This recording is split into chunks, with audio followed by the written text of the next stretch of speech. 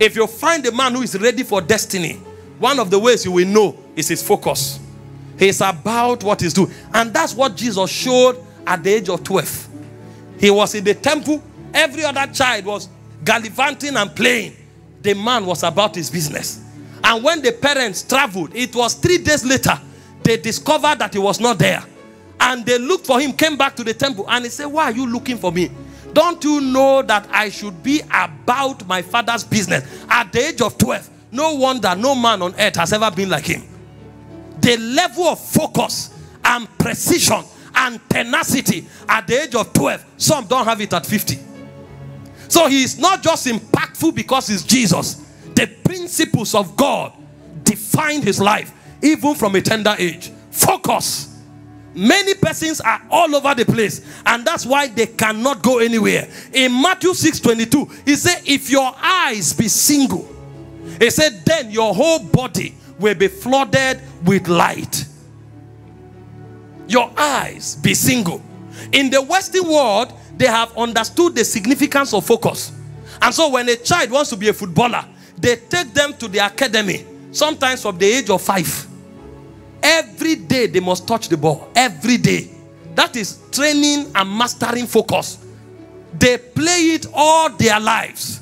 And they learn this value so much that when you go to their house, everything is about football. And the same thing applies to every champion in every corridor. Go to the house of a boxer. You will see every corner. You either see a gym or you see a punching bag. He's doing everything to develop capacity.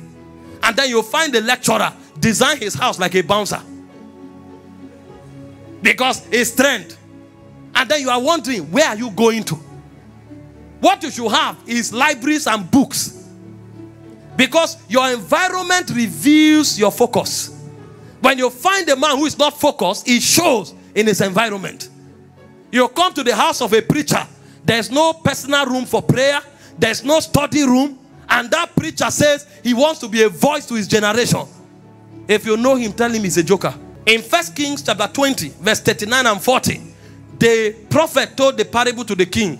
The message is different, but inside the message we saw the power of focus. He said, as the king passed by, he cried unto him. That's the prophet. And he said, thy servant, because he disguised himself, he said, thy servant went out into the midst of the battle, and behold, a man turned aside and brought a man unto me and said, keep this man. If by any means he be missing, then shall thy life be for his, or else thou shalt pay a talent of silver. Every time you lose what is committed to you, you either pay with your life or you pay with your resources. And in verse 40 he said, and as thy servant was busy here and there, he was gone. He lost the slave. The reason many people lose their vision is because they lack focus. They are all over the place. They want to be like everybody. They want to do everything. That's why they are never productive.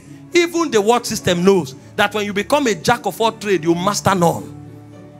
So the second thing about thinking is to discipline yourself. This world is too noisy. See, if you are a pastor, if you are online, don't go watching people who are doing beauty pageant.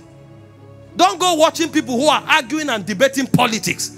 Sit only on messages. It will take a lot of power, focused power, to be able to restrain yourself like that. And then you are there watching what will improve you. If you are a businessman, sit down, study businessmen, watch their lives, watch what they do, watch what they say. Don't be all over the place. At least in the earliest phase of your life is called the tilling phase.